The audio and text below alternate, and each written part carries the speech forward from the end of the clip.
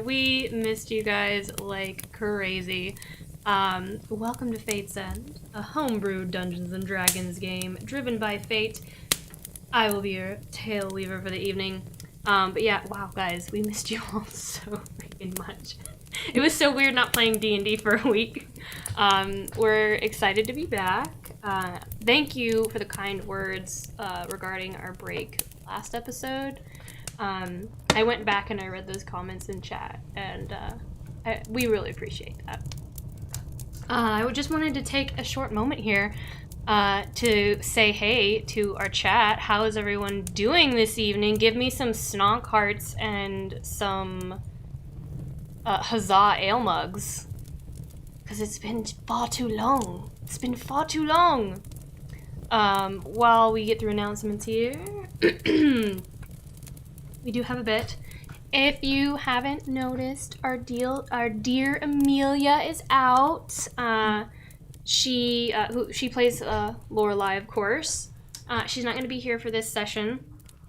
She's out, but she will be back next Monday. Amelia is tremendously talented. She's actually, I think she's in dress rehearsal, right, David? Yes. For She Kills Monsters Virtual Realms, presented by UAH Theater, so that's why she's out today. She Kills Monsters Virtual Realms is a funny dance battle-filled exploration of family, loss, and the bonds of friendship.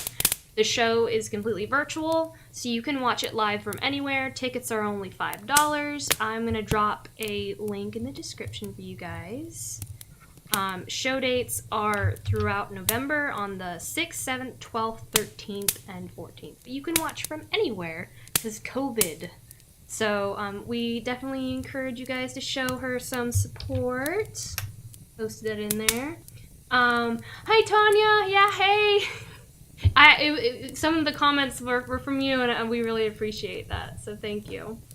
So yes, so there. Go ahead and support her. Give her some love. Today's giveaway, yes, of course. Today's giveaway, we are giving away a Hadouk Hero Vault from our partner at Nine Realms Gaming. Let me show that off for a second here. Gorgeous wood. It's like a reddish brown.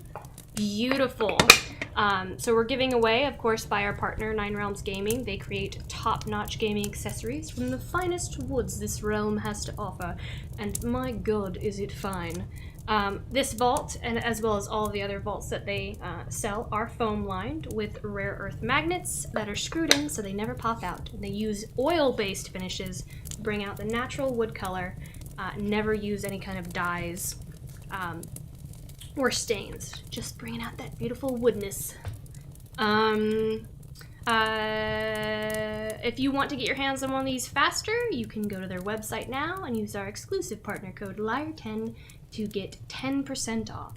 I'm going to go ahead and I'm going to open up the giveaway. So, starting it now. Use the command loot, which is !loot to enter. You have to be a follower to enter, so make sure you're following us. And we will announce that after our break. We will announce our winner after our break. But yes, you must be a follower to enter. I think that's it. That was a lot of announcements. With that being said, the time has come. Let us draw our cards for tonight's episode of Fate's End.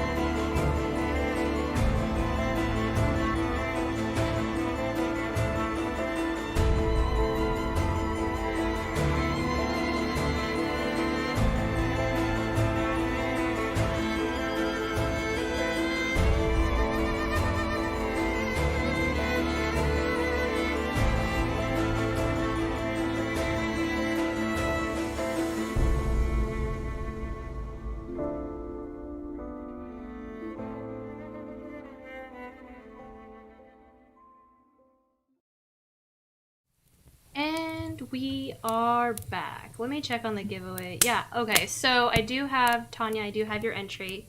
For some reason, it didn't give you a notification in chat, but yes, you are in the giveaway. And then Ye Muffin, for some reason, you also did not get a notification in chat, but I'm looking at it and you are there.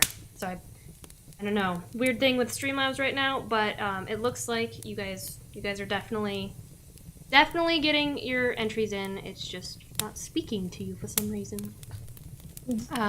So let's jump in. All right, gone for a week. Let's just do a quick recap refresh for those of you. So last episode we had our crazy battle with Revenir, and the party was victorious. Finn shared some information about the 5th season. The party read Revenir's journal. You guys learned a ton, kind of what was going on with him, learned more about the dream that kind of like devolved, perhaps evolved, depending on how you're looking at it, about the evil creature that's kind of behind all the stuff that's been going on. We then saddled an unconscious Revenir on the back of wild-shaped Samson, and the group began to make their way to the Quail's Cup. As they traveled, a storm began to brew, and the group saw Roaring Bear lose his ever-loving mind.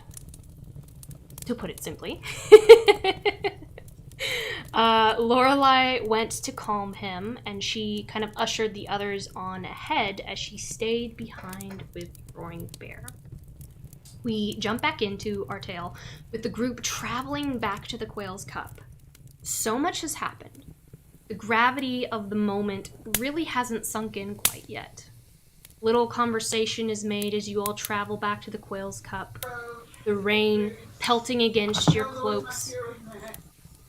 The rain pelting against your cloaks and the thunder beginning to drift further and further away. As you make your way just outside the Quail's Cup, the rain stops and the thunder begins to quell. And water droplets trickle down your cloaks and echo throughout the woods as the damp branches release the water to the earth below, striking it like hands upon drums. You all wait for a moment, and eventually Roaring Bear and Lorelei regroup with you all. You all do.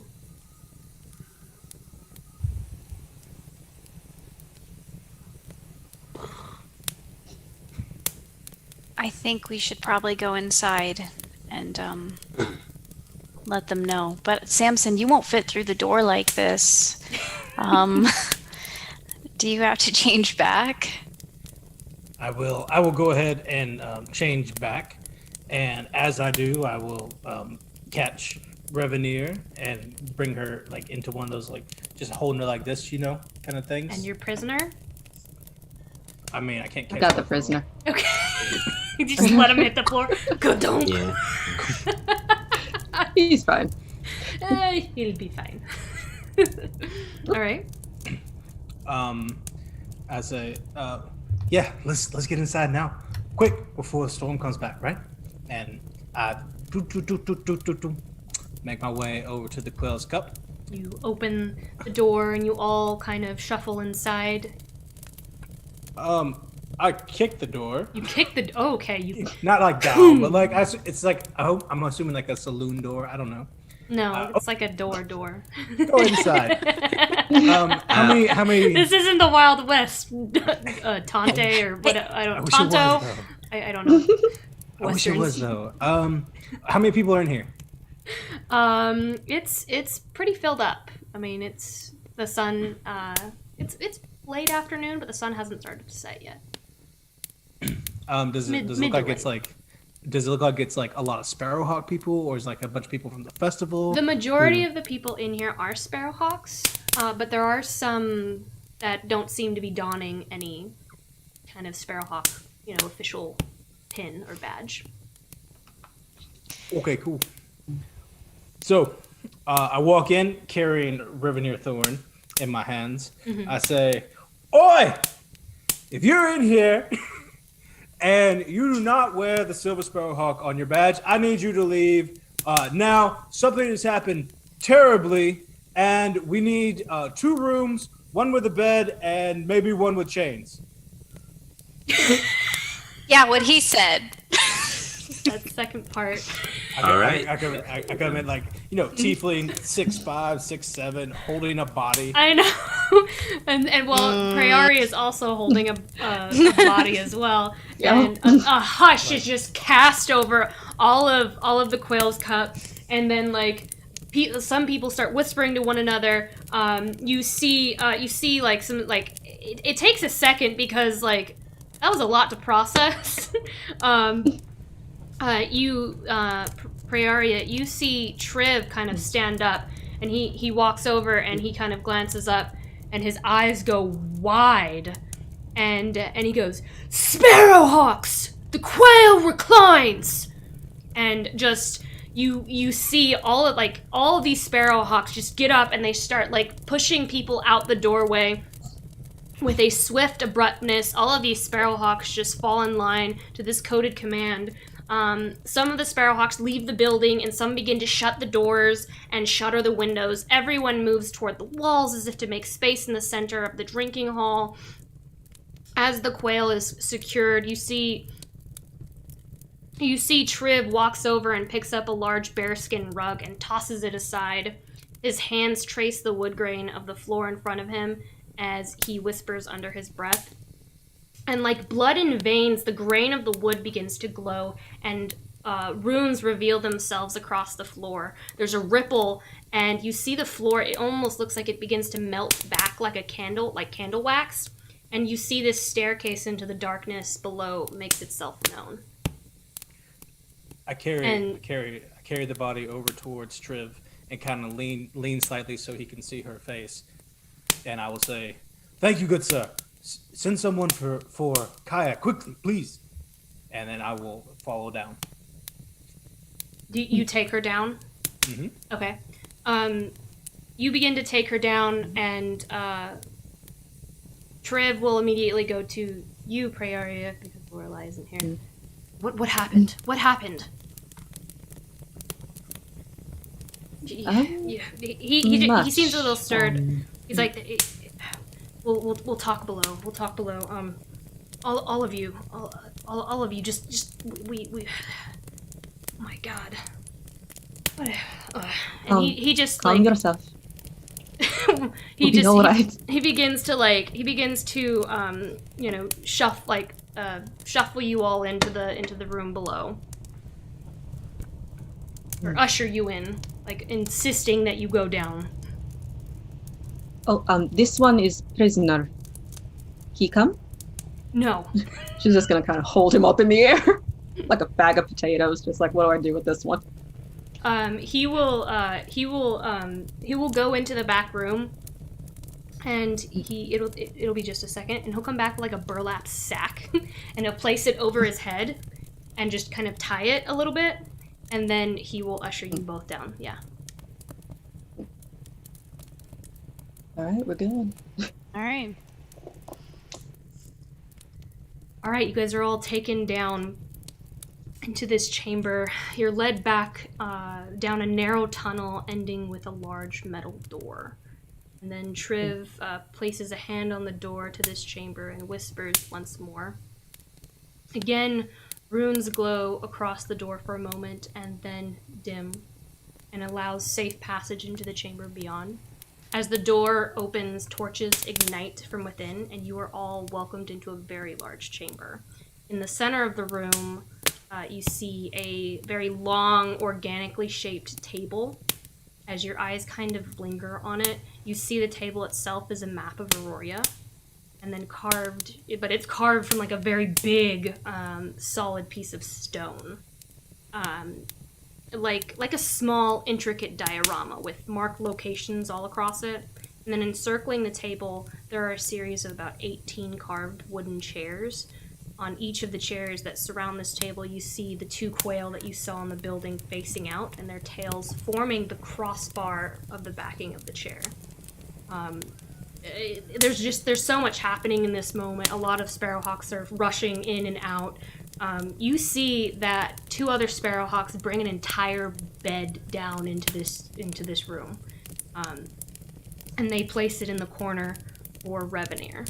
And then there's another room that kind of goes off of this chamber that is a set of holding cells with your typical bucket, chains, and manacles in there. And the other two Sparrowhawks that come down with the two bringing the bed rush over to the prisoner that you brought and and give you a nod for that. I'll go over to the bed where that's been set up. I say, "Thank you, lads," and I will lay Revenir down and kind of pull the covers up over her, tuck her in, take the wet cloak that was covering her off. Since it's been raining and such. Try and get her comfy if I can. Triv, watching all this, he kind of like takes a deep breath as he kind of composes himself. And he says, when you all first walked in, I thought you killed someone. I certainly didn't know who you were, and he points to you, Samson. He's like, God willing, I was ready to arrest you. But then I saw Praeria, and I saw Finn and the rest of you who I remember seeing on the streets, and Lorelei, and I knew it had to be something that we had spoken beforehand. And then I got closer and I saw it was Revenir Thorne's face. Fierce breath. What the hell happened? I think it's best that we tell the story once and we tell it right. When will Kiya be here? I've sent word right away. It might be an hour or two, but she should be here very quickly. We can wait. Of course. Yes, I believe he is right. It would be better to tell it with everyone, as It makes sense. I said, much has happened since last we spoke. We should send for a cleric as well. It's already Someone been from handled. Savion. We're going to try to retrieve Eladine and see if she can help with whatever is happening here. We've sent word for Eladine and of course Kiya as well. Hopefully we can figure out.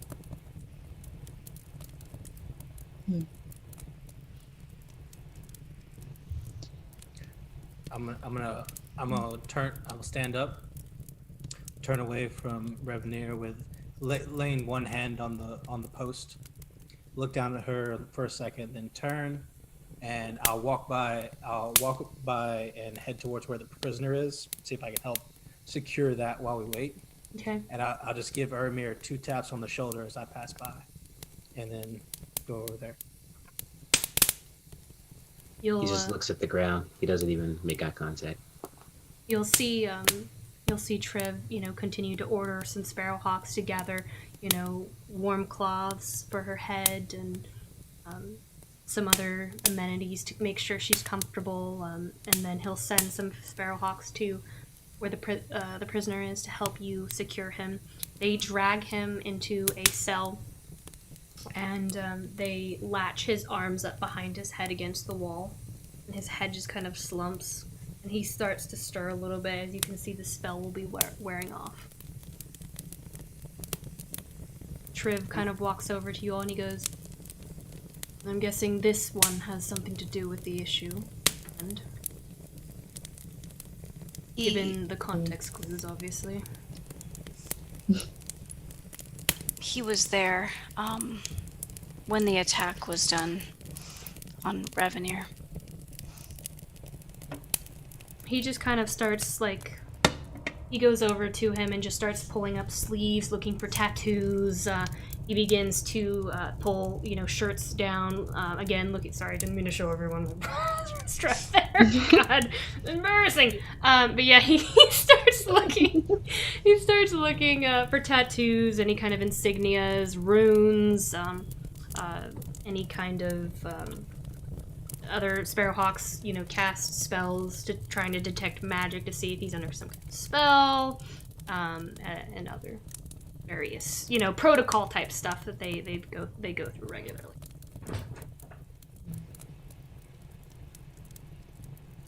I'll make sure that the I'll double check the chains and the manticles, and I'll make sure he's gagged as well, so he can't talk. Daniel, you sound a little bit low. I don't know about everyone else in chat, but Daniel does sound a little bit. I'll make sure that he's.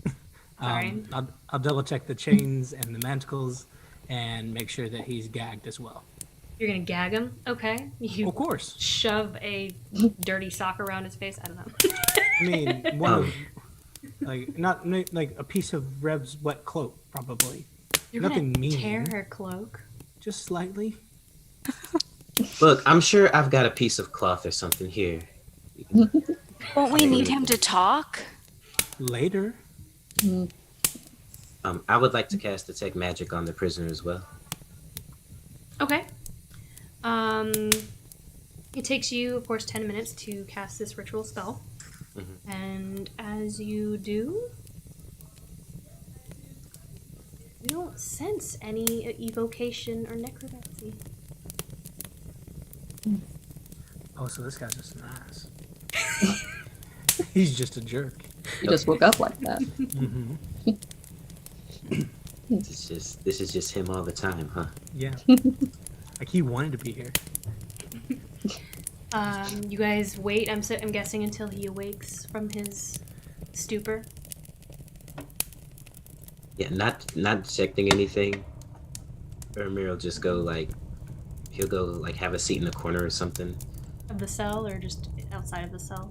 Is everyone gonna be in the cell when he wakes up? How big is the cell? It's big not enough a very to? big cell, so there would be Yeah. room. There would be room for maybe 2. I think we're gonna be out of the cell, but I think we're gonna want to talk to Kiya first. You before wanna How long kind are we of- gonna be waiting for Kiya? You wanna? It'll be like an hour or 2. Oh, yeah. like long enough for a short rest. Yeah, for a short rest. Revenir wants to talk to the prisoner. It'll be a little while before Kiya and I'm gonna take a short rest.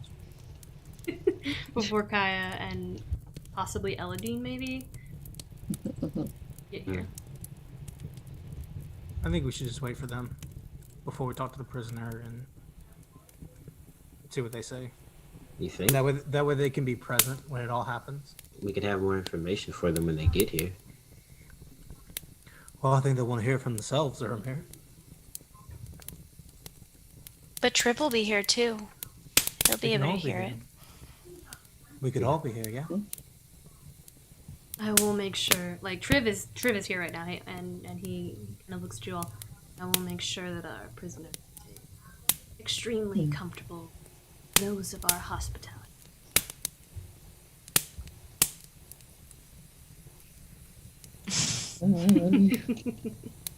He just kind of smiles, but in that I am going to you up kind of.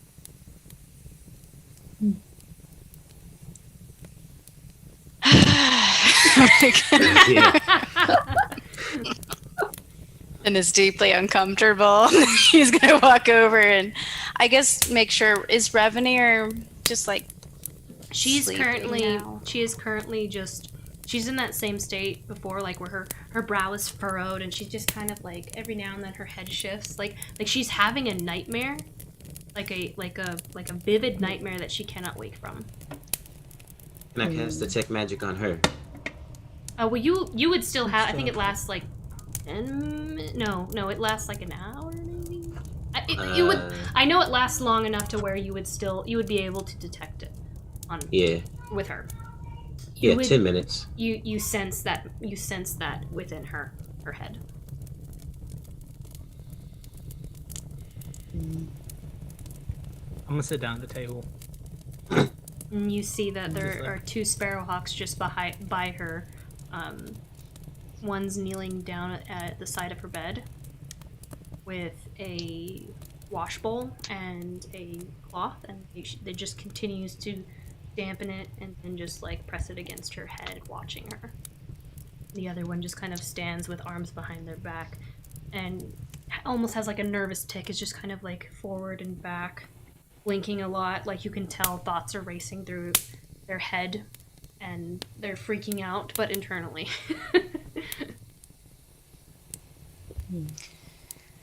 Does she have any like small wounds or scratches from like the Oh the yeah. larvae?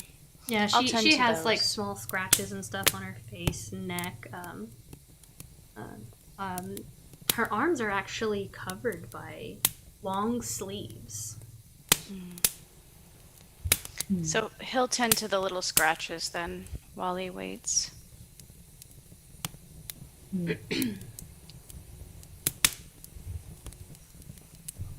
All right, so we're all waiting for Kiya and possibly Eladine to show up. Yeah. Okay. Yeah. Eventually, after you all kind of take a moment to rest, the prisoner does wake up, but you don't hear them because you don't hear them what they're saying because they're gagged, but just laughing, echoing out from that side. And then you hear Trib like punch him in the face. And you hear like bone meet bone. And every time he starts laughing, there's another and this happens. Your friend has found a way to calm down. Isn't there something they say about flies and honey and vinegar, yeah? I don't know. But I don't know what that means. What do they say about flies and honey? I don't really know. Not really from here. Okay. It's vague. It's vague. Eventually, descending the stairs, you all see a very tall, slender woman with wavy jet black hair that flows over the hood of her cloak, and commands the room with her presence as she enters.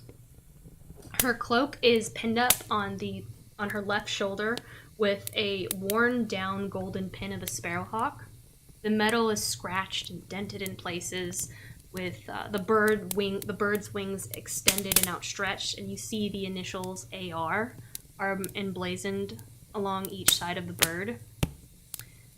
You see small scar accents her face, a small vertical slit to the left of her chin, and then her green eyes kind of scan the room as they immediately make their way to Revenir Thorne. And she just walks over and like immediately kneels down next to her and just places her arms on her chest and like places another hand on her forehead and begins to speak in a language that none of you understand, like whispering, almost like a prayer.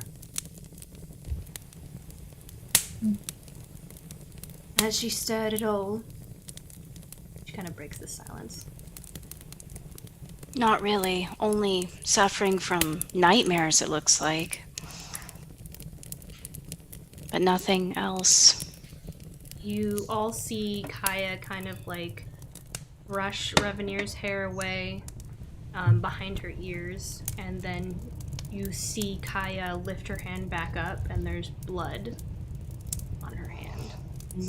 You notice that there's a small bit of blood kind of dripping from her ear.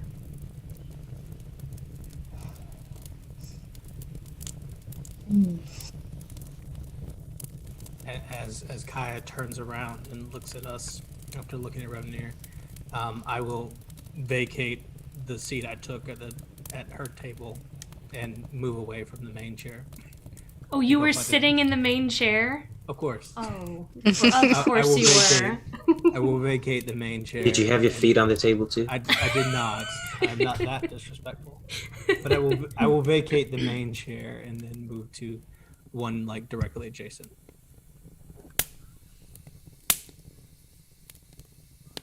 Following, Kiya stays there for a moment. She does not leave Revenir's side. Eventually, you do see a priest descend, or a cleric of sorts,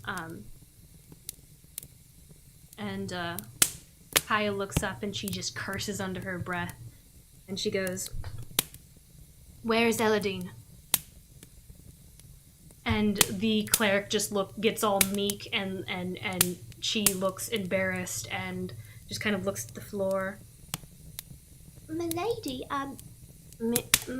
Mistress Eldine, she went to Dick Brand. There was a situation, and Tredillion required that she... And Kiya just like puts her hand up and just look at her, attend to her. I need to speak with these others. Quickly now! And she just kind of like jumps up and she goes over. Yes. And she goes over. Kiya stands up, but doesn't leave Revenir's side.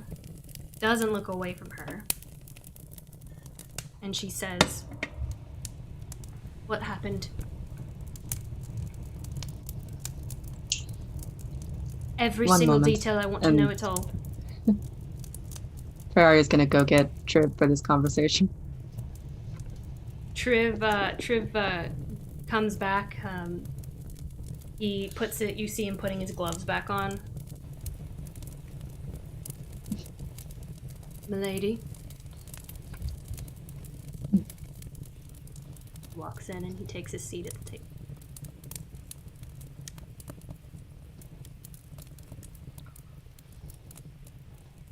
Well, Please, I'd like to know everything as soon as possible. from like the beginning or like the beginning? It's a long story, yeah. Long story. Every detail could possibly be vital in making sure that Revenir Thorne lives. So if it's long, speak quickly.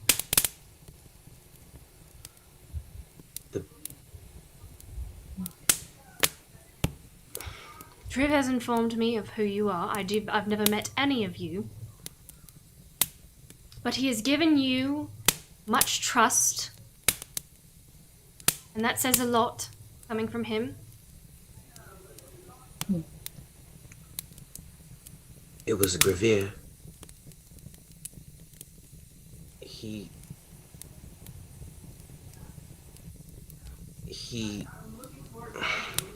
Blew up.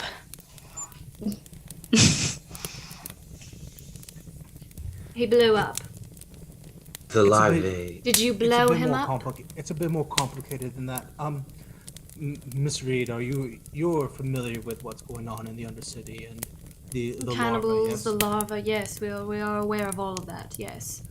So, this is what happened. We were commissioned by Miss Revenir Thorne to investigate what seemed to be going on with the food in the Undercity, and it was going really, really well. We were discovering things and figuring things out, and we discovered the plot that you yourself and your Sparrowhawks were already aware of. Something about cannibals and larvae and all that sort of thing. We spoke to a gentleman named Revenir, who is a well-known individual in the Undercity, and another doctor named Crick, who is now at Cambria, at Nouveau Maximum. And we discovered that people were being infected and having nightmares and dreams. And we were betrayed by someone that we believed we could trust. Revenir himself, he wanted to meet with Revenir Thorne, and he wanted to speak with her about doing what was best for the city and on the Undercity, and making them making their lives better. And well, it was a trap, because Revenir wasn't who he said he was. He didn't have the intentions he said he did. And he was like family to us. And we just never should have trusted him, but we did. He was like family to you? You were very close with him? To some of us. She Some just of kind us. of scans everyone in the room. making eye contact with each of you. Well, what's done is done. Nothing can be done about it now. So we met with Revenir and Revenir in the woods, in the Wildwood, in a secure location with us protecting her. And the trap was sprung in a way that we could not have anticipated. The Revenir person turned out to be Revenir creature and more of a what than a who. After his ambush, we dispatched him and all but the one prisoner we have locked in chains over here. And then we ran Revenir to the person that she trusted most, which is you. Her face softens at the last part. She said, "Thank you for bringing her here."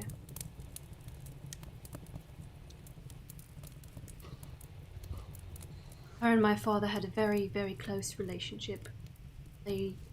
She saved him, brought him back. I wouldn't be here if it wasn't for her. And we are close friends.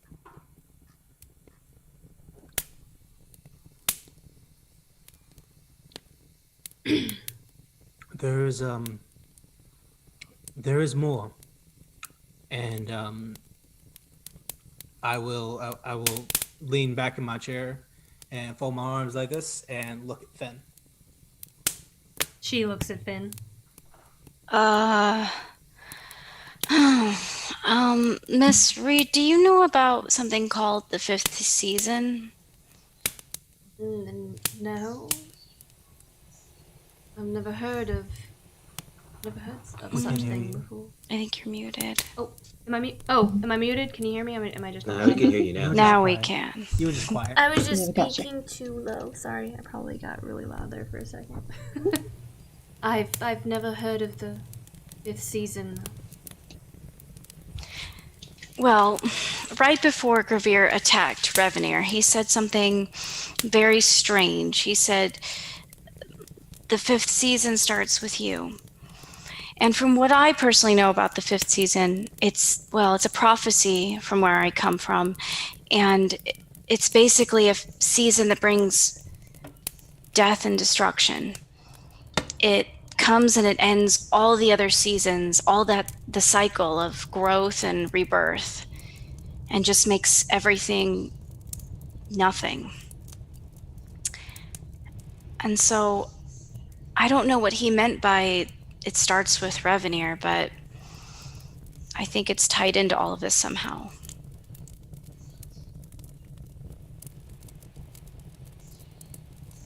And that's all he said? Was that the 5th season starts with you? That's it? Nothing else? Nothing more? Or he exploded? Yes, before he turned into a pile of worms and attacked Revenir.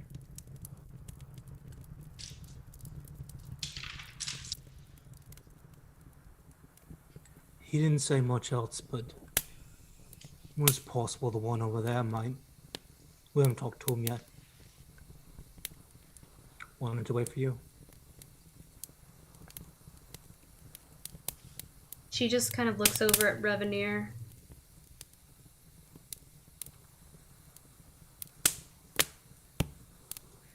The end of the world. When Revenir was near to Revenir and he burst, there were many of the worms. Revenir may be infected potentially. Almost certainly. We don't know how to fix. She looks very distressed. Ichabite. Is that why the blood was coming out of her? Was it coming out of her ear? We have investigated many of these instances, these people with what we call the long stare.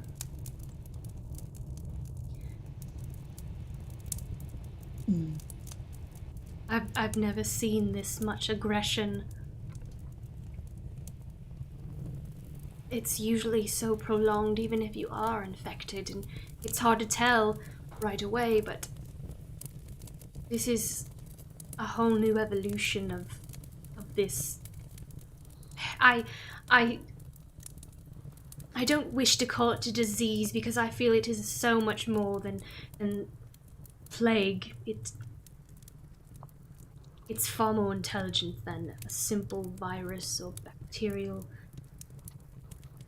It's more than that. It impersonated a human. Then tricked us.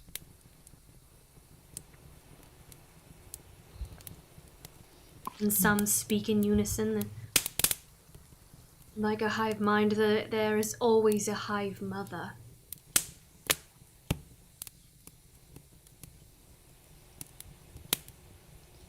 You sound like you know something.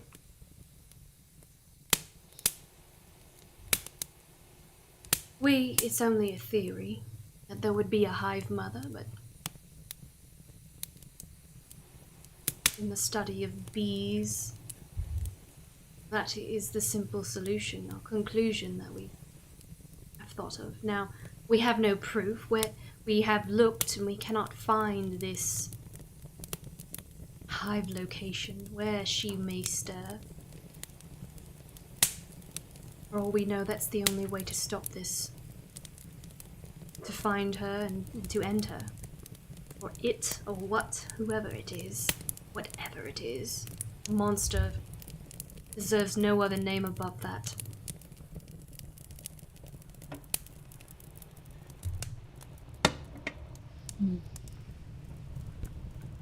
Whatever it was, it wanted Revenir.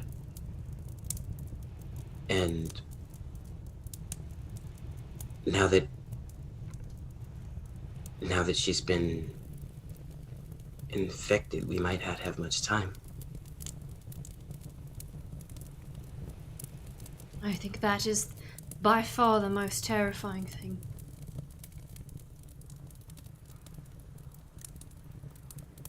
I hate to say it, but a 5th season, end of the world. It begins with the death of Revenir Thorne.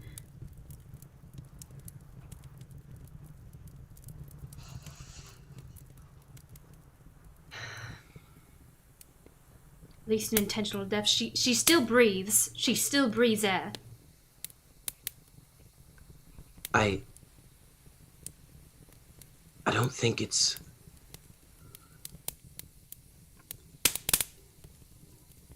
I don't know. I don't think it's her death.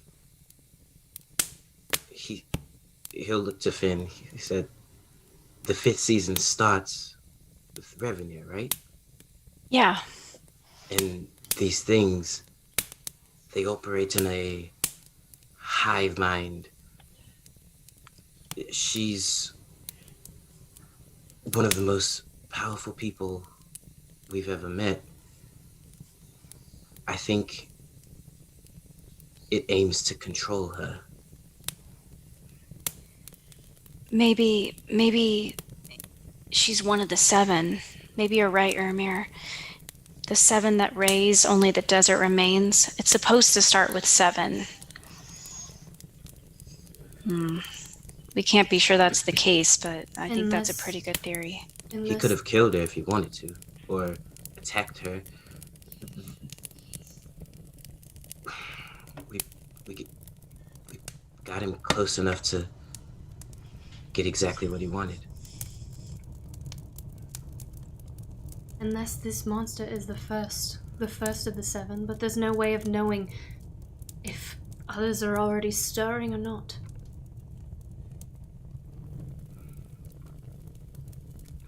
No, there's not, but from the quote, it could be wrong, but he did say it starts with Revenir.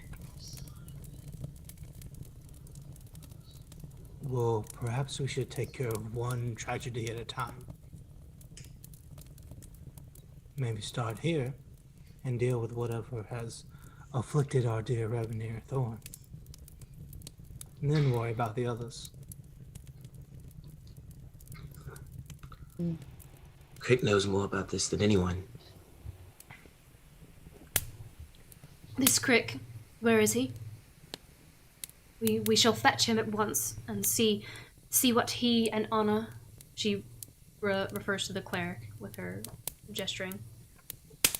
Crick knows a great deal about the slugs and the worms. He's with Groon right now, researching, even as we speak, over in Noble Maximum. He's doing the best he can where he is right now. If he had new information, I'm sure he would have sent it over by now. Don't you think? That is true. And I not will hurt send to a send spare. for him. We could always talk to him again.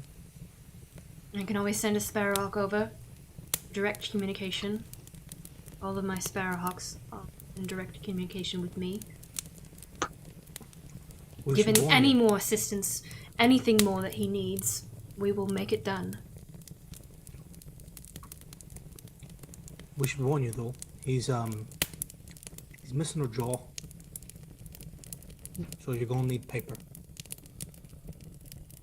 It's tragic. Yes, plenty of parchment and ink and quill. We'll give him whatever he needs. Now, this prisoner. Well, hold on. Miss Reed, our intent is to thwart whatever being or what have you may be down here in Lycambria and fulfill the mission that Revenir sent us on. Do you have anything that could help us? Do you know anything? Is there anything that you know about the Undercity or where they may be, or a good way to fight these things that is not just clubbing over with Hand Axe Boy over here? And he visibly withdraws into the corner. We don't know how to fight them. We fought the cannibals when there was no humanity left in these individuals, but beforehand, when they are infected and they slowly lose themselves, we cannot simply end them. There's still something there, spark behind the eye. It has been a war of morality that we have been stuck so very deeply in. The most we've been able to do is take count, notice. We've been writing down who we know is infected. We've counted for all of that, continuously watching, trying to find some way, speaking to different spellcasters and other individuals of bright intelligence, and we are on so very little, I'm afraid to say.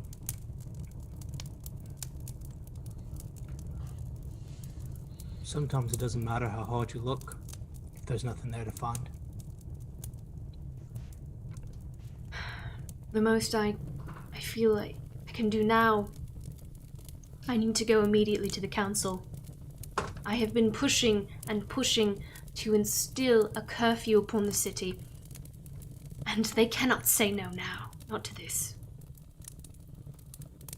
I need to make them aware of what has happened to Revenir, but only they will be made aware, not the city.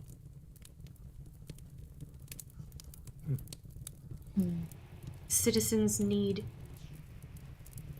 a curfew. We cannot hope to infect anymore. That sentence didn't come out really right, but Well, if you don't have any information for us, it sounds like we're kind of the best hope here. Maybe you have some resources.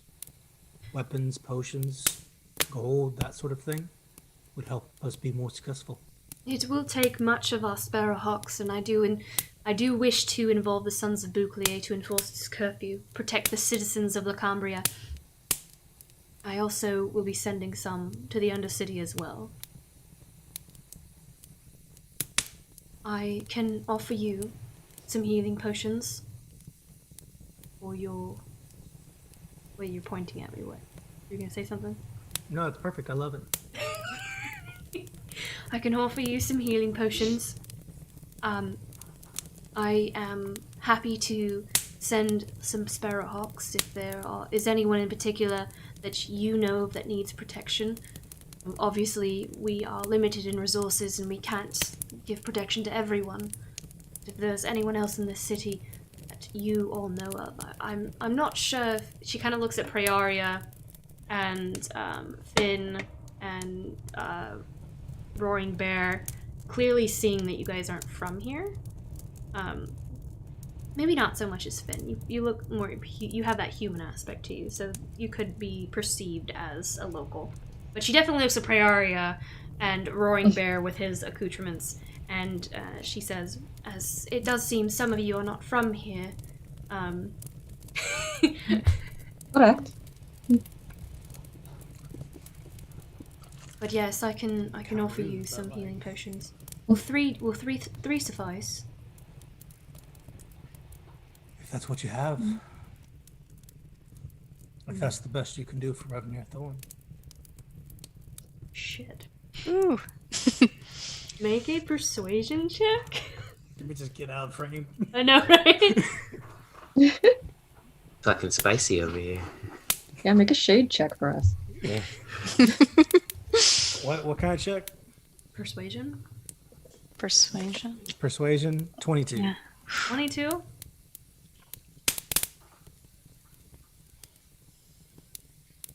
I'll see if I can find more.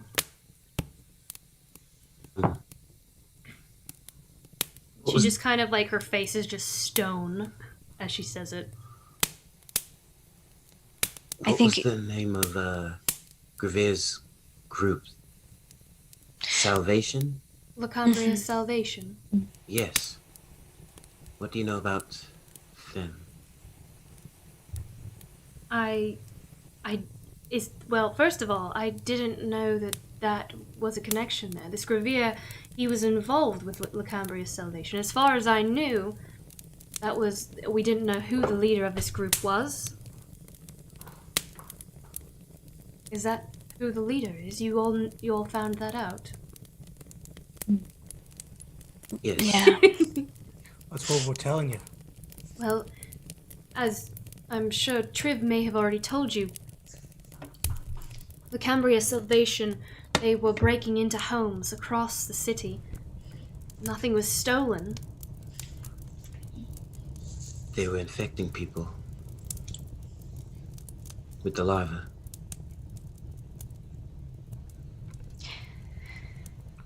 Yeah.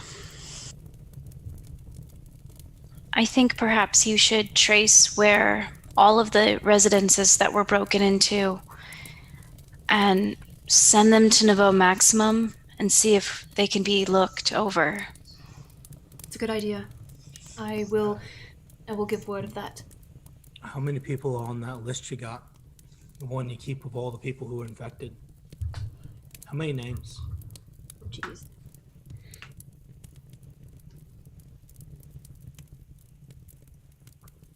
She goes to a book near the side of the wall, and she pulls a very large tome. And she begins flipping through the pages, and she says, "We do not have many records on the Undercity, unfortunately. But roughly," she kind of pans through, "of the total population of Goldspire, about 2% of Crowsben that we know of, about 20%. The Undercity's numbers are far more complicated and complex, but That's plenty of information. we aren't. There's no way we could put them all in the whole maximum. We're talking about thousands and thousands of people. Tens of thousands. But the numbers in the Undercity are higher, the highest, right? Yeah. We have no way of knowing. The numbers that we currently have are very low, but we guess that they are much higher than what we have on record. Trust me, they are. Which means, or seems to mean, that maybe this nest of this mother is down there. Where the source is. And Do you know where it could be? Any leads? We have some ideas. idea? And I bet our friend has more.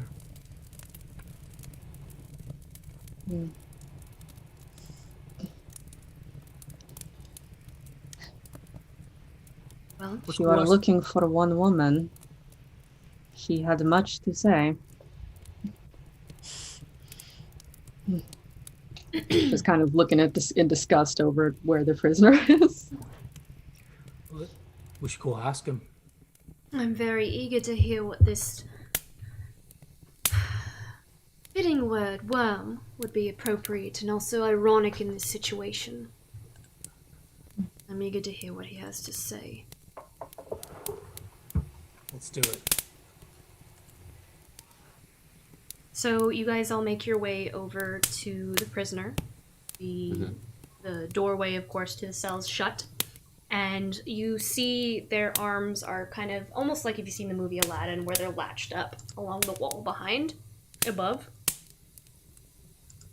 In a certain height where the prisoner can't sit, but can't stand all the way either. But there is a bed in the room, too. And, you all, or who all wants to walk in? Because only about 2 people fit in. I would like to. Alright, so Revenir will go in. Now, I'm going to let you guys do the majority of the interrogation. And Kiya will, for the sake of the game, stand off to the side. Alright, so Revenir will go in. Is anybody else going in with him? I'm gonna. I would like to go in. Okay, so Revenir and Samson will go in. The rest of you can see through the bars on the outside.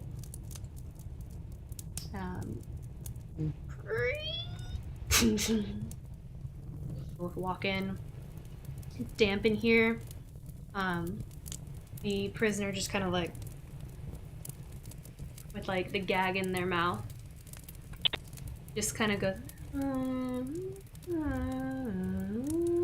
and just kind of like sways a little bit, humming. The first thing I would like to do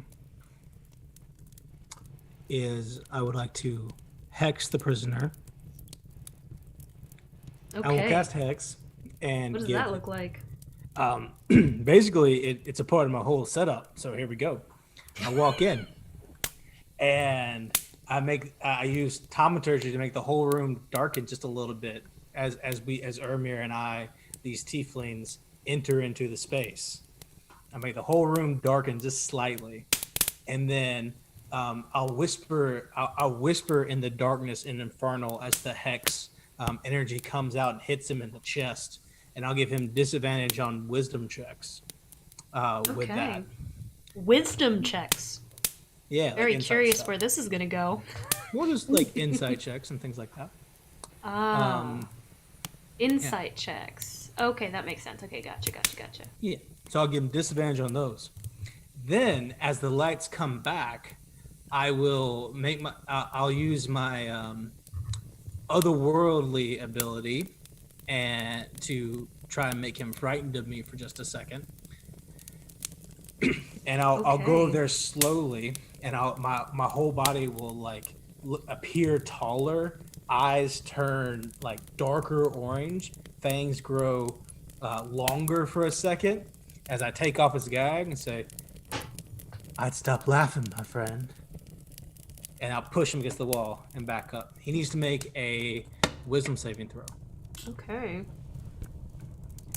So Daniel is officially part of Roar Omega Roar. Pretty much. With disadvantage? It's I believe it's a saving throw. Okay, gotcha. So hold on. I'll tell you. That's a 4. Yeah, it's a saving throw, so it's not disadvantage. Okay, well, it's a 4 regardless. So he is currently frightened of me. You see, like, his eyes just kind of, like, widen a little bit, and I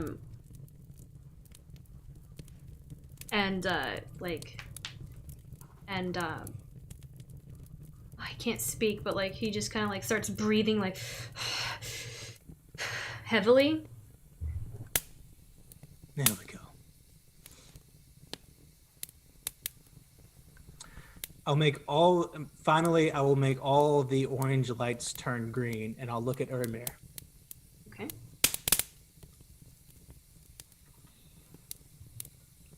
Your witness. Follow that up with solid. I'll approach him. Now, remove the gag from his mouth. I already did that. Oh, Oh, you did? Just now? When I walked up, I pulled the gag out. So Oh, okay. Stop laughing. Okay. oh yeah. Okay. Mhm. That is okay. Okay. He just kind of like, his head's tilted. See.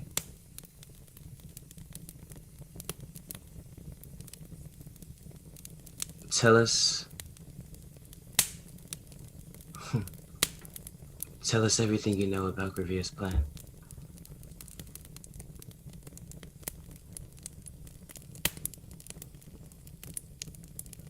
Make a persuasion check.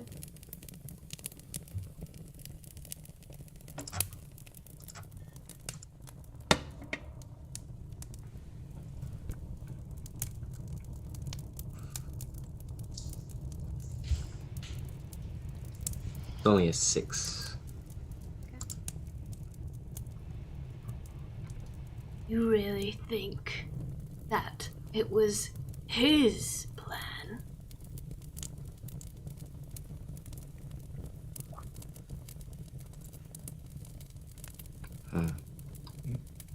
So he was a pawn in all of this too, like you.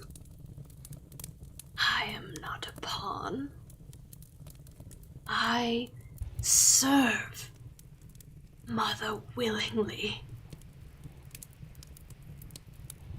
I kind of squat down, do that thing, like get up on my toes, get like right up in his face, hair slicked back, horns, like eyes black. As I get up in his face, yeah, we know that, man. My buddy here looked in your heart. He knows you're not here because someone told you to. You should tell us something new. Or unfortunately, I don't think your loyalty is going to be worth much in about an hour or so. Where is the mother?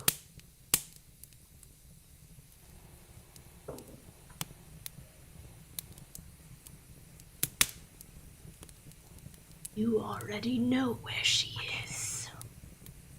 I couldn't hear you. What'd you say? Oh, Cut out for a bit. The first part. Keep cutting out. Move the mic closer. Sorry.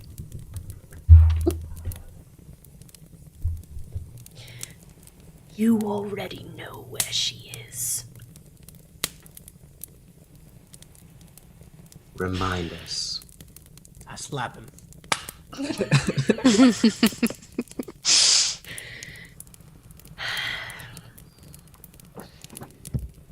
You've seen it. You've been in the room. The throat of the mother. The Got it. wall. Got it. Well done. Why do you serve this mother? Well, because he's a fool, Ermir, obviously. Yeah. I want to hear it from him.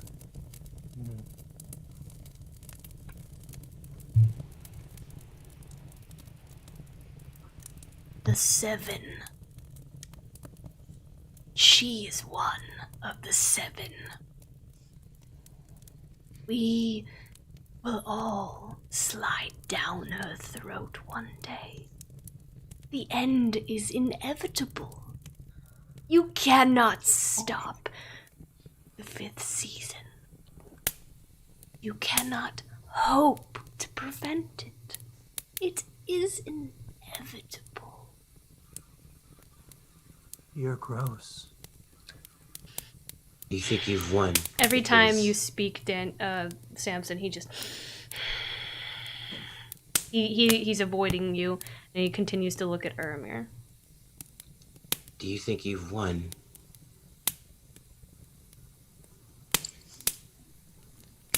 No, of course not. I haven't won. But she is the victor. Don't you see?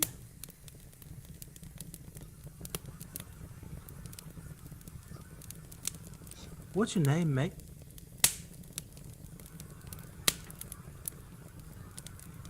He doesn't answer.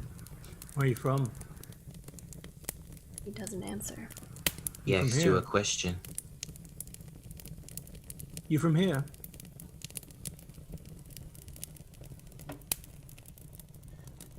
He doesn't answer.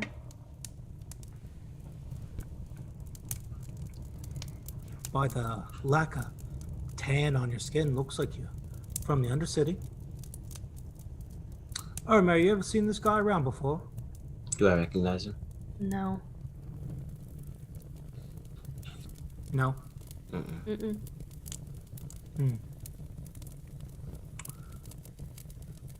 Well, Revenir.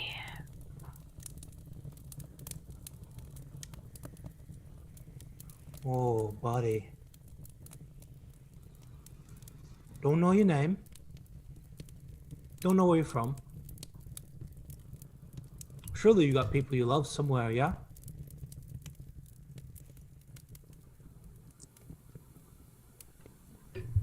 Family.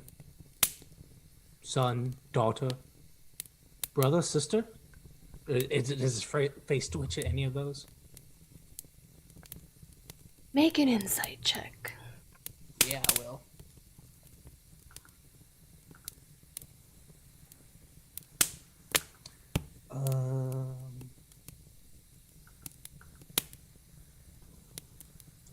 I don't think that's super good. That will be a straight roll 8. Any You're not- movement, anything at all? Not getting anything. No eyes. He looks back at Ermir. He says, Your name is Revenir. Oh, no. I cup his mouth. I hold it No. tight. I was asking you a question. We were talking. And I was inclined to, but when we came in here, we were trying to figure out some reason, some personal reason to keep you alive after this is all over. And you're not giving me anything. I mean, I have reason to believe no one would even miss you. I grip him tighter.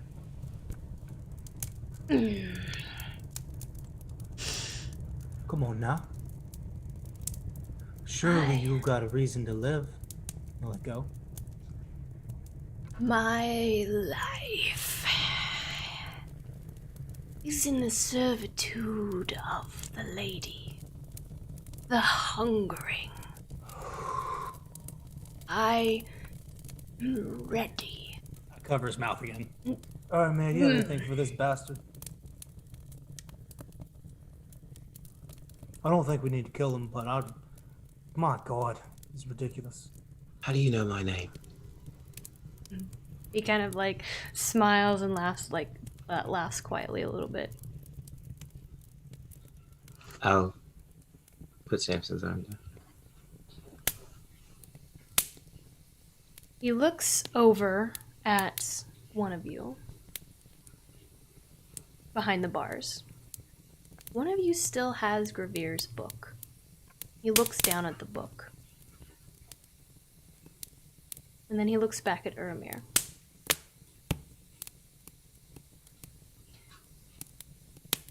You know about the dream, Revenir. We all know about the dream, Revenir. Do you know about the dream, Revenir? Do you? Revenir. He continues to say your name.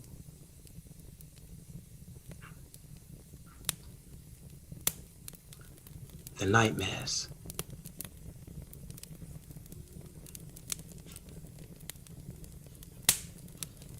You are the nightmare.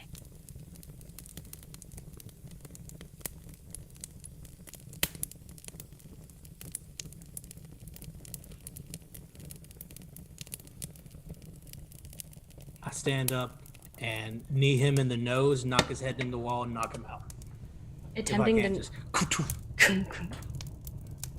so he slumps over. Not dead, just like knocked him out.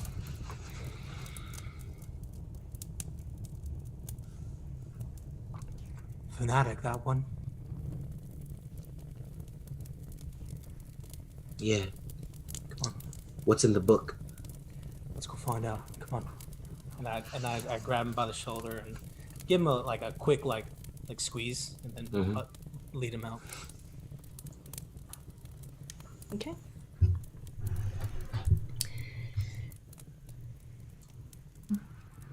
You are led outside of the chamber. What would you like to do now? Who has Revenir's book?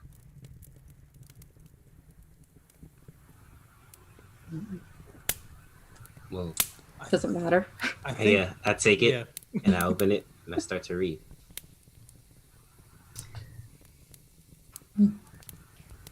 What are you looking for?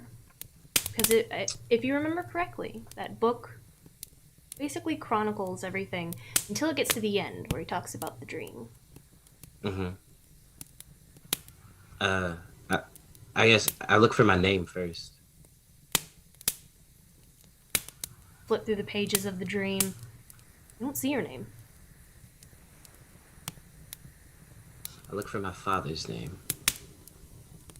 You don't see your father's name.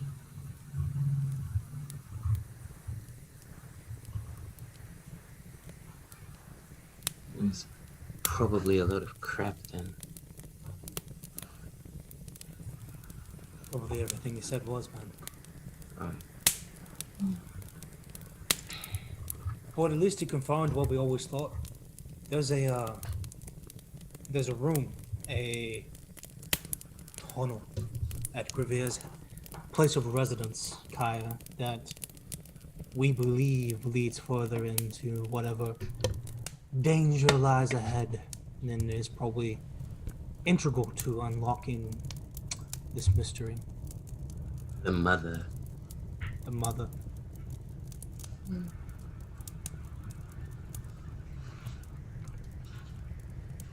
Seems as good a guess as any.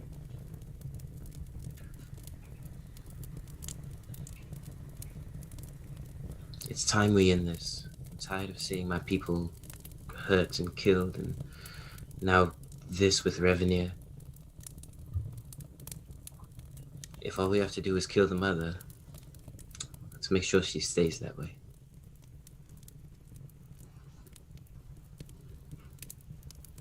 I agree.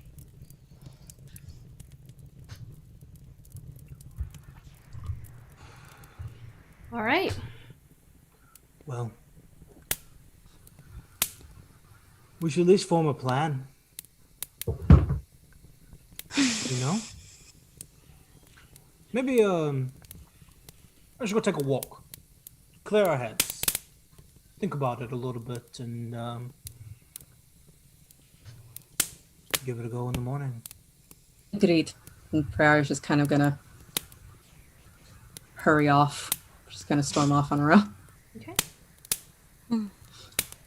Could use some outdoors, Roaring Bear. Mm-hmm.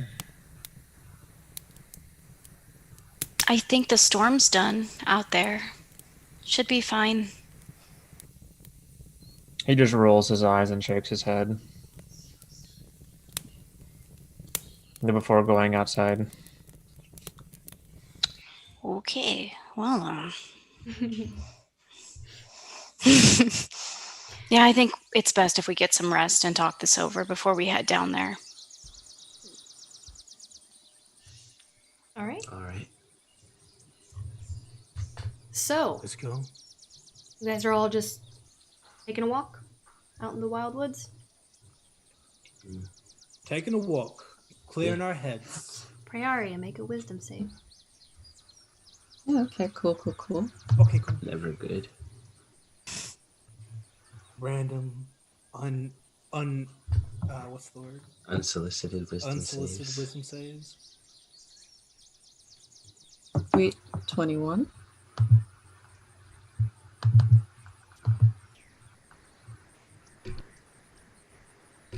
That's good.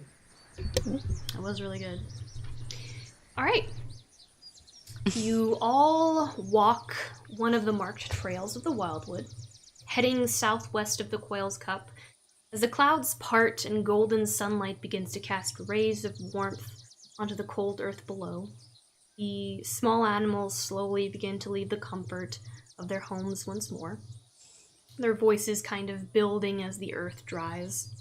As you walk, the sound of the ocean begins to grow closer. Waves, osprey, seagulls, wind. The new salty air mixes with the damp peat beneath your feet, and there is an eagerness to see where this path leads. What is beyond those last set of trees in the distance? And it isn't long before those trees open to a clearing along Cambria's cliffside. From this view, you can see the cliffside spans for miles, and the cliff itself drops down 800 feet before plunging into the rocky waters below. You can see the waves crashing up the side of the cliff and the gulls riding the wind as they search for a meal.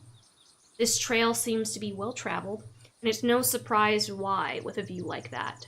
You see two makeshift hay bale archery targets sitting up against two trees nearby, and a hollowed out, very large tree stump that looks to be used as a fire pit surrounded by other trunk cuts of wood kind of around it. The view itself is spectacular, and you can see for miles. The water glittering in the distance. It's almost as if everyone has been holding their breath for the past 12 hours. And you all take a deep breath, inhale, and let the salty sea air fill your lungs. The wind is powerful as it blows through your hair, tossing it about, and it's relaxing. The sun has begun its descent toward the ocean, and you gather that all the glorious sunset will ignite the horizon very soon. Lorelei finds a nice stump and she sits on it, takes out her journal, and begins to write in it furiously, occasionally glancing up at the sunset and study what everyone else is doing during this moment, getting lost in thought before continuing to scribble and write some more. And the time is yours now.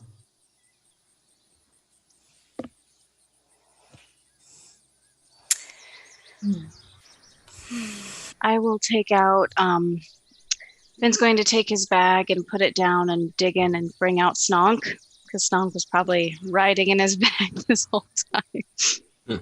He'll let him free range around. Okay. Start rooting at the grass and the flowers, and he'll kind of just idly follow him and kick at the rocks. Okay. Snonk. Snonk, as he hits the grass, he sees the massive cliffside overlook and just trots right up to it, and then immediately stops at the edge and freezes as he sees that it's 800-foot drop, and he's just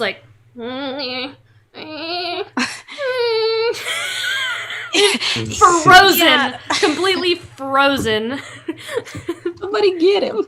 He'll run forward. That's kind of a big drop, buddy. Like maybe a 5 feet from it. You can just look out from here. like as you put it down, like when a goat gets scared, you know, and that like it just tenses up and just yes, freezes up and just like plays dead for a moment. Plus, you haven't learned how to swim yet. We'll work on that later.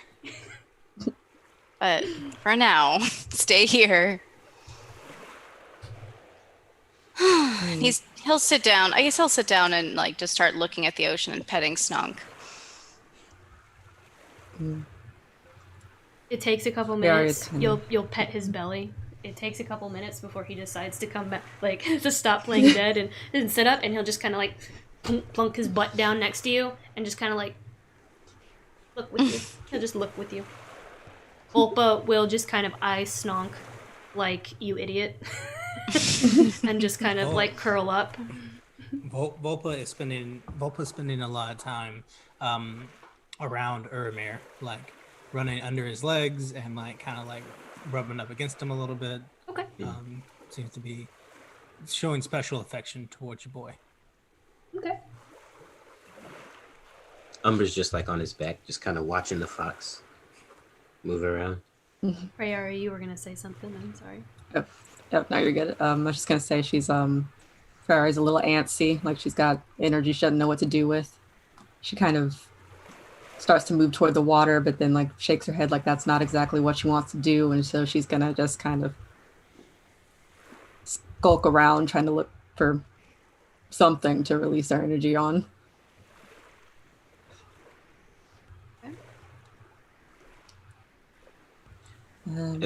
As we were walking, Urmir's just had his head in the book, just flipping through pages, trying to figure out what's going on. And as like he gets kind of frustrated and just pauses, takes a deep breath, and puts the book away. Just plops on the ground. Okay. Have you gotten any further with your dad's book, Uramir? No, it's Dad's book is coded. It's so frustrating. I feel like he wants me to know, but I can't. I don't have all the pieces.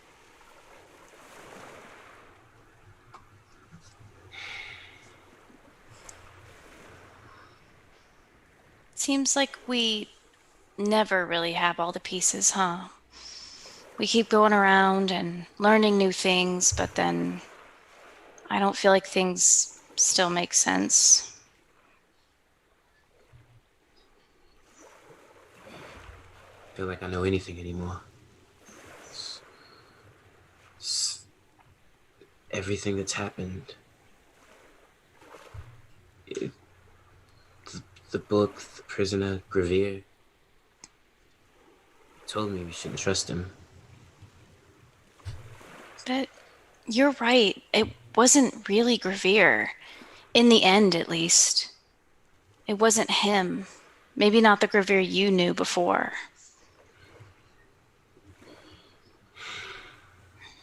He was a completely different person. Did you know him before? Or was he just somebody you knew of? I didn't know him personally, but I knew he was trying to help. I knew the people trusted him, and it made me ignore all the other signs. I'm sorry, I feel like this is all my fault.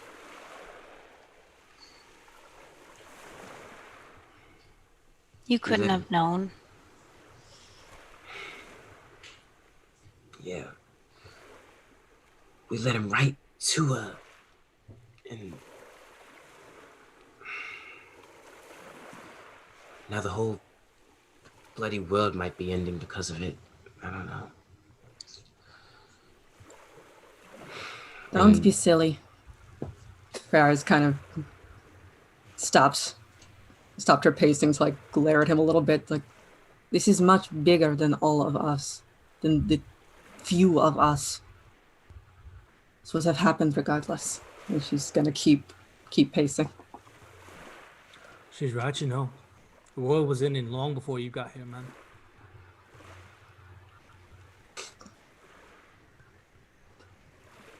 Yeah. Gotta find a way to fix it.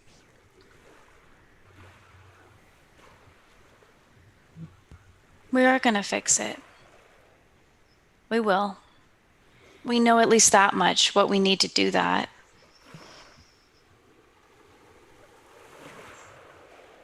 Yeah. Farah's gonna kind of scoff at the words, "We know that much." We know everything, and yet we know nothing. You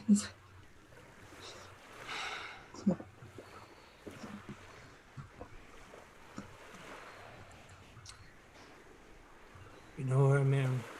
Finn's right. I don't think any of this is your fault. It's tough. Really? Oh yeah, man. It's one of those things.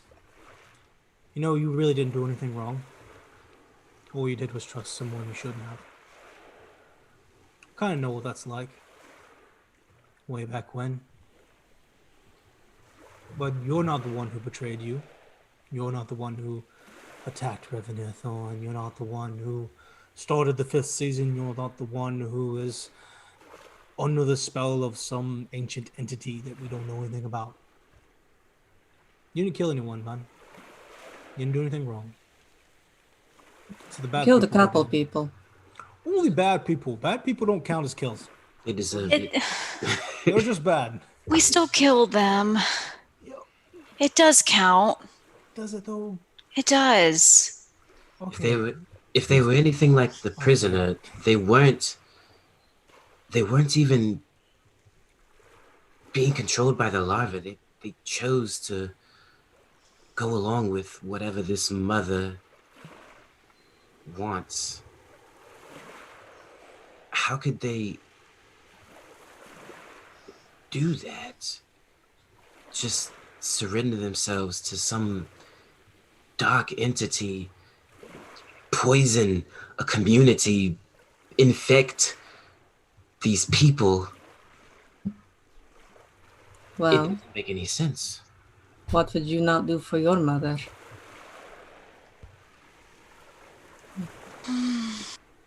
The wicked will do much when they lack hope.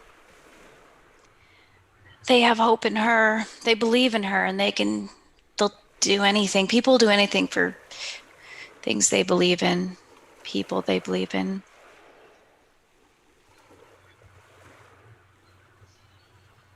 And the way the prisoner was talking made it sound like he thought it was inevitable.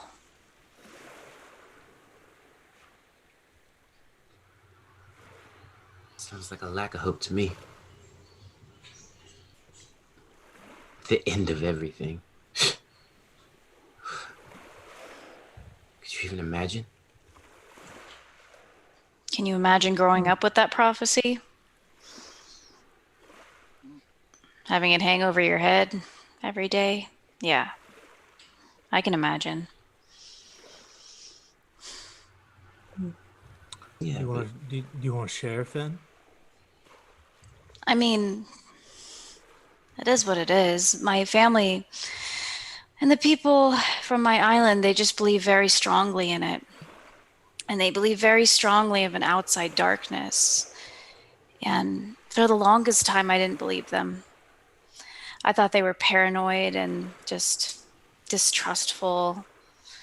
And I guess it's really disheartening to come out into the world and find that they were at least kind of right in a way. That there is a lot of darkness here. But I don't believe that it's all darkness. You know?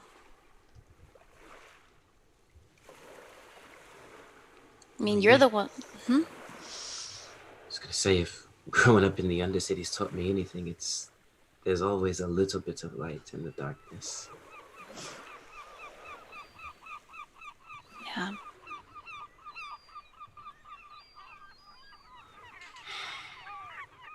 Ah! Speaking, I remember. There is archery near here. So she's gonna like tear off through the woods to find Oh, it's there. It's an archery. there is I said there were 2 makeshift targets near Okay, some of missed the that trees bit. nearby. Yeah. There's 2 makeshift archery targets and a very worn like 2 very worn down bows. Okay, well, her eyes are gonna lock on that. Like, that is what I do. Oh, So she's just- is it a contest that's to be had? If once, she's just gonna take out her crossbow and start shooting. A game. Games are good. I'm really bad at them. I'll just judge. And I'll just sit back and I will pull out my wine bottle that I always keep on my person and pop it. You're telling us that you're bad at games. I'm bad at shooting arrows. That's what Yeah. I'm bad at. He's bad at games, good at cheating and fooling people. Look, if I was good at games, I wouldn't have to cheat, okay? Well, then maybe you should cheat at shooting arrows. Much harder than that. Much harder than that. I expected more of you, Samson. Look, Finn, why would I ever cheat to fool all of you? That seems unkind. Yeah. If he sucks at shooting arrows, let him sit and watch. So Praeria grabs one of the bows. Does anybody else grab a bow? I come with my own bow. Well, I know you do. Like yours is attached to your arm. Are you sure, Samson? Finn will pick it up. Look at these fingers. They haven't shot a bow in all their life. You might learn a thing or two. Samson's gonna critique. Not today.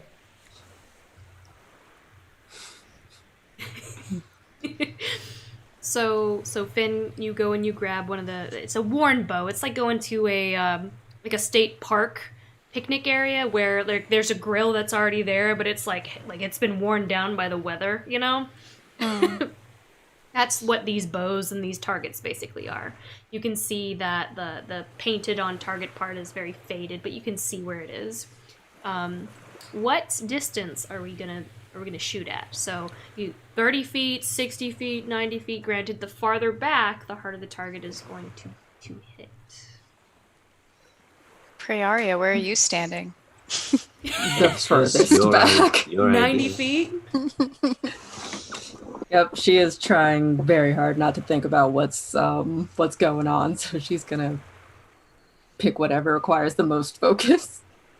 90 feet would definitely require the most focus. Good luck, my friend. So then, Finn, where do you go stand, and where do you go stand, Revenir? I'll stand next to Praeria. Okay. Go stand on the other side of Praeria. Everyone's going for 90 feet. Roaring Bear, you going to shoot? Roaring Bear has been kind of hovering behind Lorelei, and he just kind of cocks his head and picks up an axe. Don't throw that far. Well, Well, you can stand can a bit always- closer. You can always shoot from the gold tees.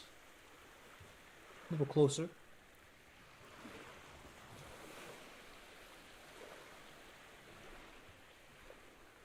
Then he looks back over at the target.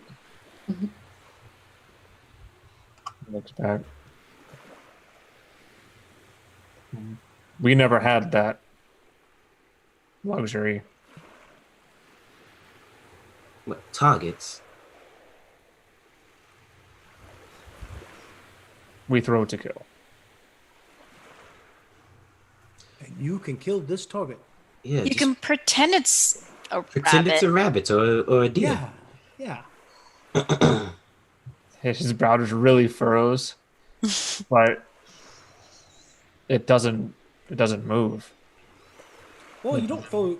You know what? You're right, Ron Bear. It'd be unfair to expect you to compete with all of us with your hand axes. You're too talented, quite frankly. You should shoot one of these bows. I mean, at least it's not moving. You haven't used it before. It'll give you a chance to show off your skill, and maybe, try it. Try it. Sharing is caring. Mm-hmm.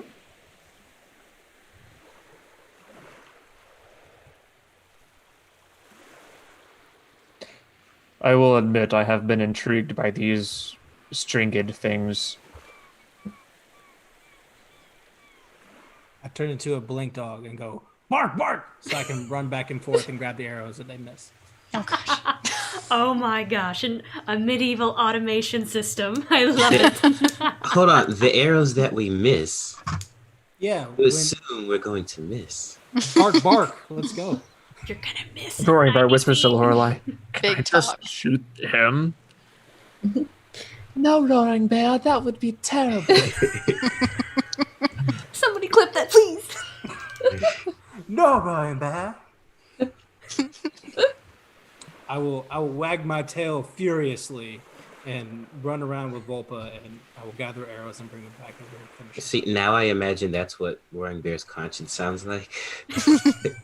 Like in Roaring his- Bear. Like in his head. Yeah. So funny.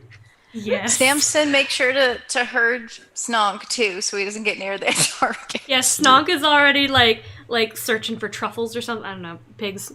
Every time He's just starting to get close to one of the targets. Like he wants to be a part of what everyone's doing, but he doesn't get what's happening. That they're about to shoot the target, and he doesn't have As like Roaring Bear a sense of approaches the danger. Every Moves over to time- Revenir. I'm gonna eat that pig. Oh yeah, I feel you. Matter of fact, you can see Umber kind of like stalking Snog, like trying to walk as quietly as it can. They'd like, Oh, I forgot that Abomination was here. What's your Umber doing? What's he doing? he's whatever he wants. I blink. I use the blink dog ability. I land right on top of Snog, like all four legs, and then just snarl at the Umber. At the Umber.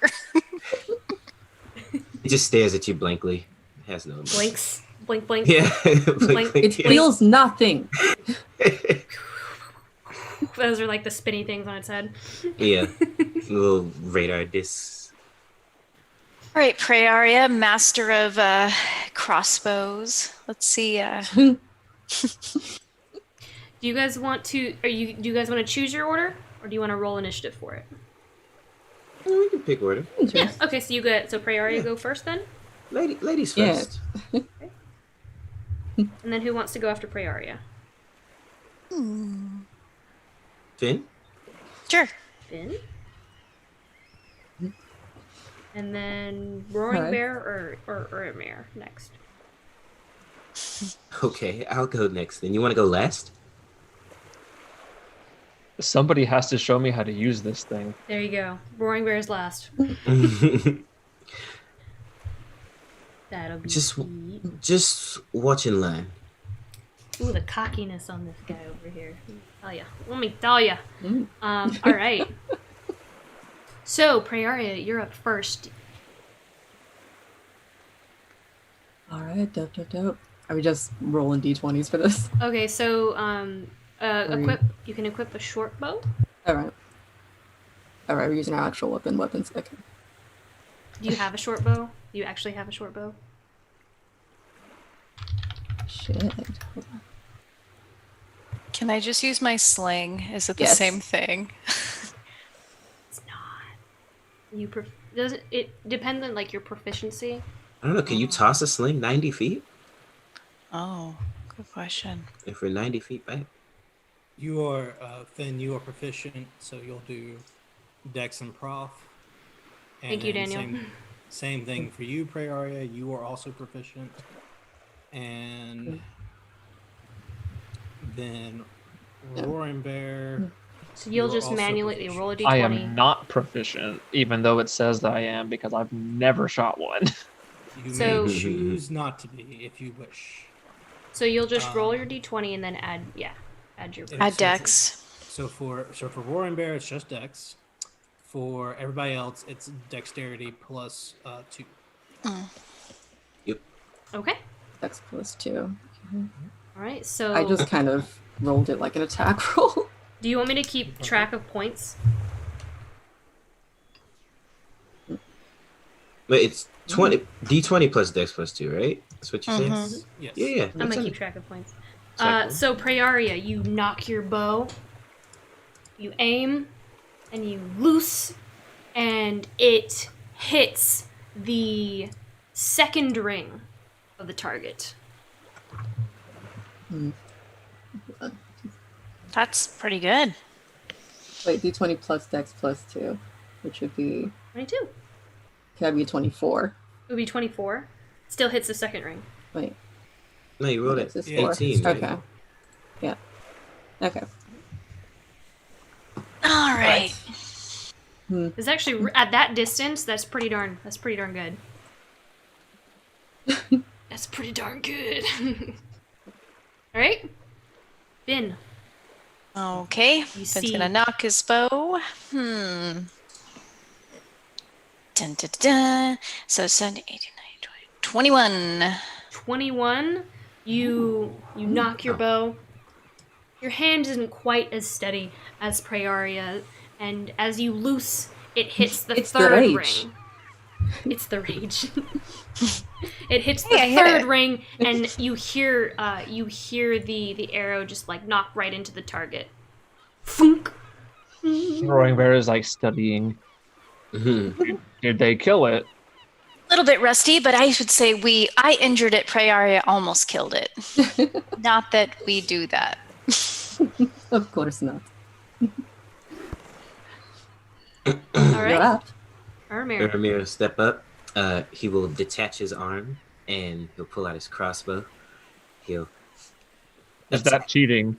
attach it at the elbow. Of course not. We will allow it. He will take aim and fire.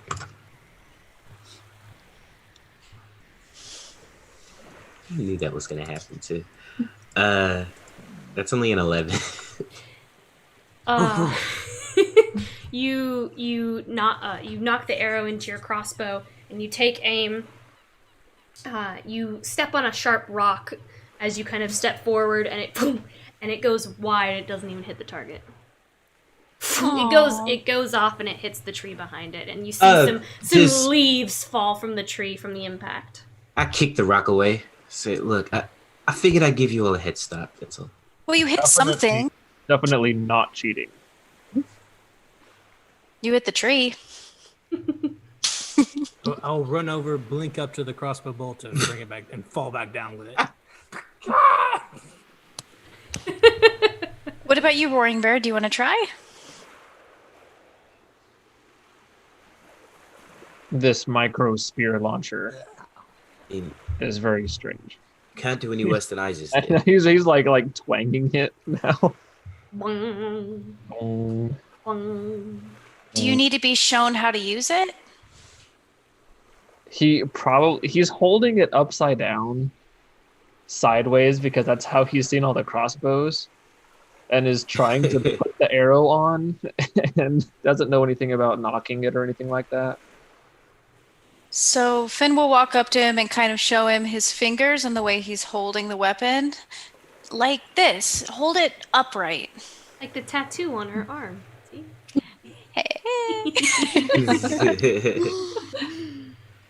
He frowns and is like,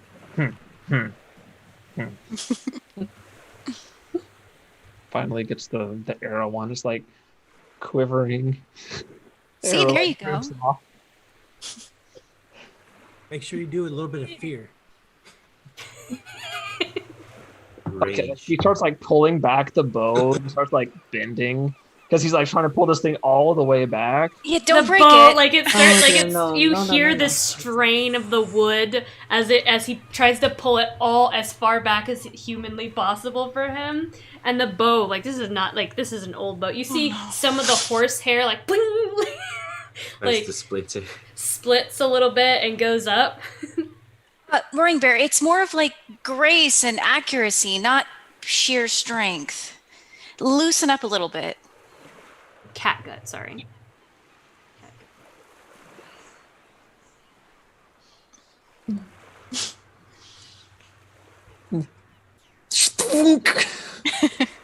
Without loosening it, like every muscle in his neck is like taut. He like doesn't even really know how to aim the thing. Evidently. But an 11. 11. You you kind of like pull it all the way back and just like it, as you let it go, it hits the side of your hand and like kind of like cuts it a little bit, and it goes right up as you kind of jerk back, kind of like when you shoot a shotgun for the first time, and it just and it just goes up wide and off the side into the abyss or off the cliff. It whistles and goes down and it's gone. Yay! I remember my first ball. I mean, it actually flew. That's pretty impressive. Bark, bark. Why would anyone use this? You will get better. Uh, I'm gonna pass him another arrow.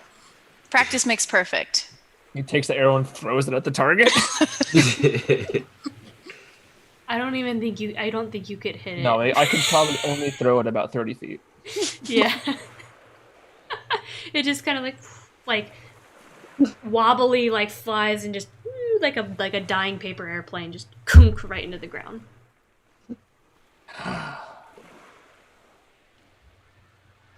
Do you want another one? Maybe just use your axe. Too far. Do you want to go closer? We can all go closer if you'd like.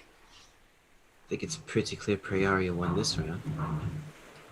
And he's like scuffing the dirt now. I don't think it's been a long time since he has felt incompetent at something. I know the feeling. All right. Do you guys? Like he's now like gripping this bow and like staring it down. Do you guys all want? Come. So Briari's just gonna pick him up. She's just gonna Move him to the 30-foot mark. Yep, she's gonna get RB in one arm and she's gonna get Ormir in the other one. Just kind of walk up. Down. Right? Here you go. Try again. How close are we now? Is it You're within. Like she moved you up to the 30-foot mark instead. when there a 60-foot one? Or am I There is a bugging? 60-foot one, but she moved you up to the 30-foot one. We start here. You know, it's humiliating. A 20? Is that a 20? Mm-hmm. That does hit. You knock your arrow once more, and you let It's loose. like doing the pinchy thing like this. Yeah, I mean, yeah, if you want, if that's what you want to do, like, and you let go, and the arrow hits the first ring. Wow. Good job! Hey! Thunk! Right into the target. You're a fast learner. Impressive. All right, Revenir, follow after him. All right. Natural one. I know, right? We're all. I feel it in my bones. It's gonna be a nat 1. You can do. Nope, it's not. Wait. No. No, it's not. That's a 16. 16? Yeah. So you put another arrow into your crossbow and you pull the trigger and thunk, it hits the target. It hits the second ring.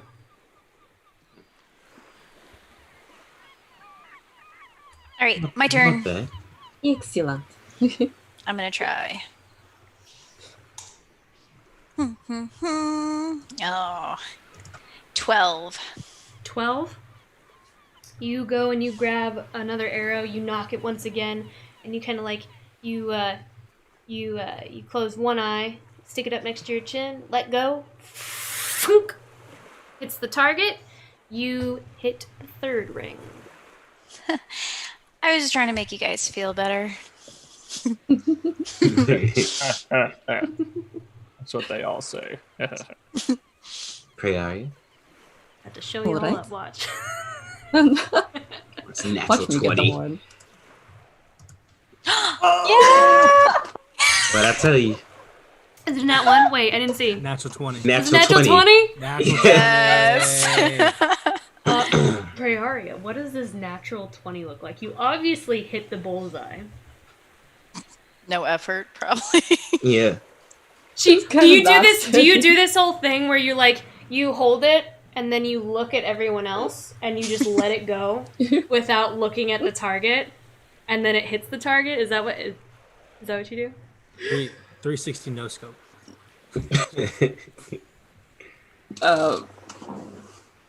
Yeah. I guess just kind of knocks it. She's not even looking at it. How? Huh. We do this all the time at home. We can tell. Yeah. I will I like gather. this. I will gather all the arrows, and once I have them all in my jaws, I'll blink back and just all slobbery and throw them at their feet. Samson, can I pet him? Samson loves scritches. Oh, I want to Well- scratch his ears. You all see Snonk look at Veneli, seeing him getting stitches, and he just kind of like paddles up to and just kind of like tries to like use the momentum of his little fat body to like smack dog Samson out of the way, and he just sits down, furrowed brow, and he's like, "Wait." Don't be jealous. I have 2 hands. Well, if I put the bow down, which I'm absolutely going to do. It's okay.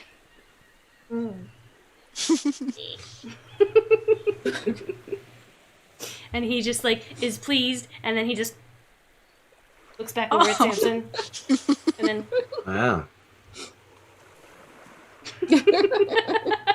Shade right now from this pig. Or be careful, Snog. Snog is the alpha in this herd, in this pack. Look, Clearly. Yeah, Hermelian's alpha until I eat him. Yeah. I didn't know bacon could get jealous. right? Very funny. all right. Oh, we're 60 feet away. Then. Yeah, this I is a dialogue that goes on. All right, last round, 60 feet. Yeah. Last round, 60 feet. Who will win? I don't think it's going to be even close, but... Prayaria's won both rounds. So far. Yeah. I mean, she has Or she just like flubbed the last one. points, theoretically. Hmm? She has 19 points theoretically. How are we doing points? Well, I'm- I would be 10. 2nd I'm- rank would be 9. Ah. And third would be 8. those aren't the points that I have, but... Yeah. We all know she's winning, so Yeah. that's all that matters. Prayaria, would you like to finish this out here with the third round? Yeah. All right, so